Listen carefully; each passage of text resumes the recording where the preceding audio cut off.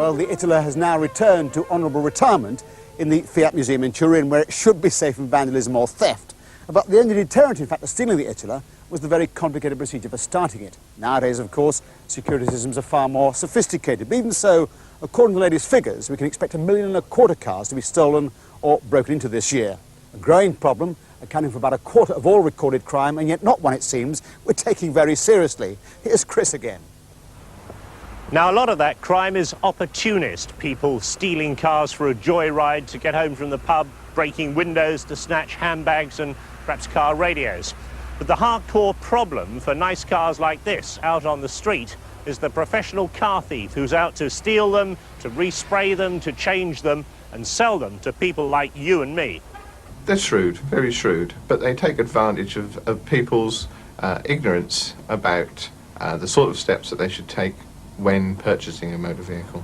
Here we are targeted towards the professional car criminal, the man that makes a very good living out of stealing high-value motor cars and defrauding members of the public of their money for the cars. How big a problem is car crime?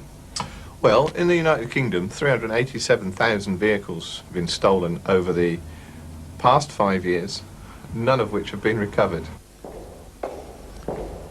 Now, this looks like a normal multi-storey car park, but the thing all these cars have in common, they've all been stolen, because we're inside the headquarters of Scotland Yard's Stolen Car Squad.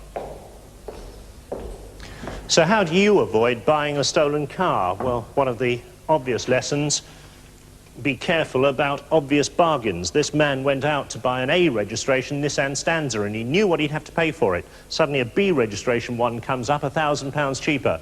Greed overcomes common sense and he buys it. If he'd looked more closely, he would have seen where they've welded in a new stamped-in chassis number. But of course, if you buy a stolen car, you've lost all your money. You've got no title, you've got no redress. Let's have a look at some other examples from this black museum of stolen cars. Lovely C registration Granada for you, or an E registration Escort. What have they got in common? Well, in fact, we've got 4 Fords here. What the thieves have done is bought 2 wrecks. Now, both these cars had heavy front-end damage. They cut the damaged front ends off, then they went out and they stole another Granada, another Escort, cut off the front end and weld them to the rear end of the wrecks. Why go to all that trouble? Well, both cars have true identities. They've got logbooks, they've got number plates that match up, they've got chassis plates that match up, and they can be sold as genuine cars to some poor buyer. Let's see how they did it with the Escort. Fortunately, the police found this car before it was finished, but would you spot a weld here after it had been smoothed and sprayed over? The more popular the vehicle, the easier it is to sell, and thus the more attractive for the car thieves. Now, these Range Rovers were in a dealer's showroom on the Friday night. They were stolen, advertised in the Sunday papers and sold before the end of the weekend. In fact, before the dealer even knew they were missing.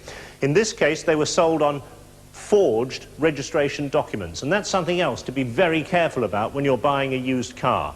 You need to know what the proper typeface of a vehicle registration document should look like, that it's got a watermark, and that there's a clear link between the name on the piece of the paper and the man that purports to own the car that you're buying. Even something as simple as a missing fuel filler cap can be a danger signal. They could have broken into it to gain information on the ignition key number. Of course, a lot of modern cars have one key operation for the ignition, the door lock and the petrol cap. Now, if you need 2 keys, beware, it could have been made up of 2 different cars. A lovely Mercedes sports car. In this case, the thieves know of the existence of a blue 380 SL. They then go and steal a similar car and they put the same number plate on it. You've got 2 Mercedes driving around the country with the same plate on.